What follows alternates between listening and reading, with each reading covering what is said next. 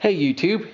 So now these are things that are actual real life modifications to the drill press to fix various and sundry problems. So inside this assembly there is a bearing here, and at the top of this tube there's another bearing. The factory bearings were okay, but better bearings, well, have less slop in them, so that's a good thing to do. As you can see, I have a drill chuck on here. There's the one that came on the drill. I replaced it with this one. I just looked at reviews on Amazon and a few other places for a decent chuck that didn't cost a fortune, that people liked well, that had a little run out. So the original one had about 10 to 20 thousandths of run out. When the jaws would close, they wouldn't close evenly. So, you know, the bit and everything would kind of wobble in it. And this Shop Fox, which I found on Amazon for like 40 bucks, also has, you know, the typical, MT3 Morse taper. So anyway, the reviews on Amazon were good. What I read elsewhere was pretty good. It's a significantly bigger chuck than the one that came on here. And it holds bits much better. And by the way, it only has about 2 or 3 thousandths worth of run out in it. So it's a hell of a lot better than the one that came from the factory. And quite frankly, my precision isn't good enough where I really notice that 2 or 3 thousandths. So this is a pretty darn good deal right there.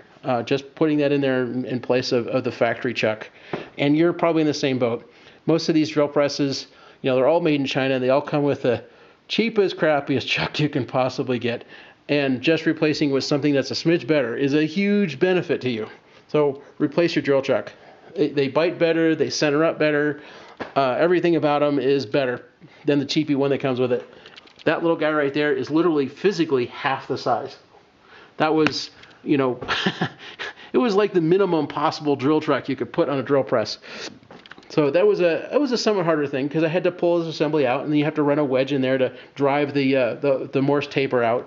And then when I put this one in, I stuck this whole entire chuck in the freezer, and I took the bearings out of here, which I was replacing anyway, and I heated this up with a torch. So that made the ID inside that shaft assembly as big as possible because it was heated up, and this as small as possible because it was frozen solid. And then I took the two and I jammed them together, and I used a dead blow hammer to drive them together. And I have done many hours of milling on this thing, and the two stay together just fine. I have never once had this chuck ever come loose. The factory one, I had that come loose many times. But this one, with the heating and the cooling and the two working together, I mean, it's like an interference fit. They do not move. They do not come loose. So that's a bit of a harder thing to do, but definitely worthwhile. All right, so I guess you could say the next thing, which is also not really that hard to do, not in my opinion, and let me loosen that up, is this dial indicator. So this is just a piece of aluminum, that you can buy at Home Depot or Lowe's or whatever your hardware store is. And I bent it so you kind of see it down in there. Let me put a light on it a little bit more. There we go. So I bent it to hold this cheapy dial indicator, which I bought on eBay for like 40 bucks. So that I have a way to see depth of cut. And this little bracket right here, if you look up underneath there, let me put the light down here. There we go. So this 1032 screw is actually threaded into the bottom bearing carrier. The screw is pretty short because there's only about a 1/4 inch of metal there, but it's enough. And then these two little set screws are 632s. And so essentially this 1032 screw is bottomed out and snugged in and got Loctite on it to clamp this little arm into the quill assembly piece here. And then these two little set screws pull it all back out again. So it basically locks it all together, makes it very stiff and rigid so that it can't move. Because I want this thing to be as precise as possible without it costing me an arm and a leg. And then here, this is an M5 screw with a jam nut on it, and it's also threaded into the aluminum bracket.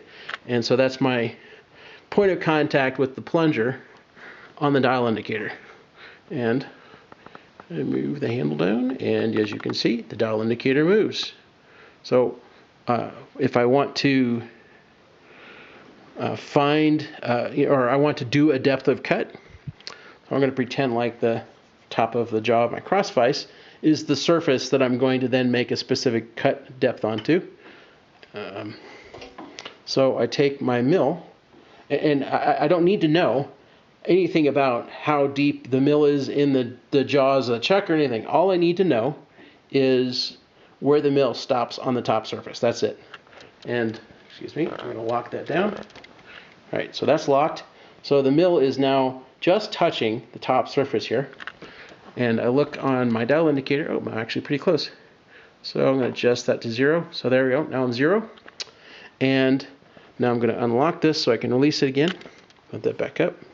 Okay, and let me clear so I can, oops, wrong control. So I'm over the top here. And let's say I'm going to cut a keyway in a shaft. Now, and let's say that I need that thing to be some depth. I'm just going to say 50 thou on here.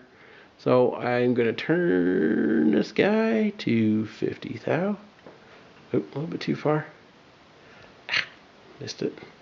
Hard to do this one-handed. There we go, 50 thou. And I lock that nut back there. It moved on me because I wasn't holding it. Okay, so we'll pretend like it's right. Essentially what I've done is the end of my mill is now below this surface by 50 thousandths. And now I can then mill a keyway, say, at 50 thousandths of depth. So that dial indicator is a huge deal about that. And again, this is cheap, a little bit harder to do than the other mods that I did on here, but super useful for being able to guarantee a depth of cut. Before I got the dial indicator, I would kind of sneak up on it. I would do a cut, I would pull up my micrometer, see how deep the cut was. Oops, it's not deep enough yet. Do another little tiny cut, check it again. Lots of room for error, lots of room for mistakes. This takes all of that away. Literally takes all of it away. All right, so I modified my table. This is several things. So let me grab my flashlight, whatever I did with it. There it is. And show you what I did. So the first thing you'll notice is that this cross vise is mounted to a piece of MDF, and then it's got 4 thumb screws in the corners. So that makes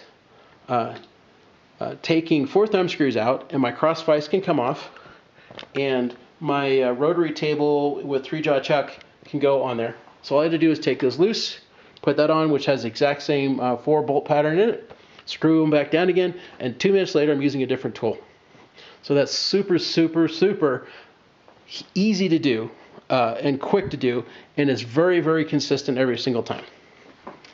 And again, I think these knobs I found them on eBay for 5 of them for like $2, and then I have 1/4x20 all thread inside them, and there's brass inserts into the particle board underneath so that I can take them out a billion times and it will just last. All right, so the other part of this thing is up under here. All right, so you will see, I'll get my light a little bit better. So right here in these corners, I have a 1024 or 1032 screw, and I also have 4 more around the side here. So at the corners of the cast iron and in the middle of the cast iron, I have 8 1032 screws, all going into brass inserts into this piece of particle board. So the point of that is to remove any flex at all between the particle board and the table, and that does the trick. There is, I don't know, about 0.1 millimeter, if I really push hard on it, of movement I can get. That's basically flex, if you will. I never have that problem because I have to push pretty hard to make that happen. This screw inside there, I have that thing Loctited in.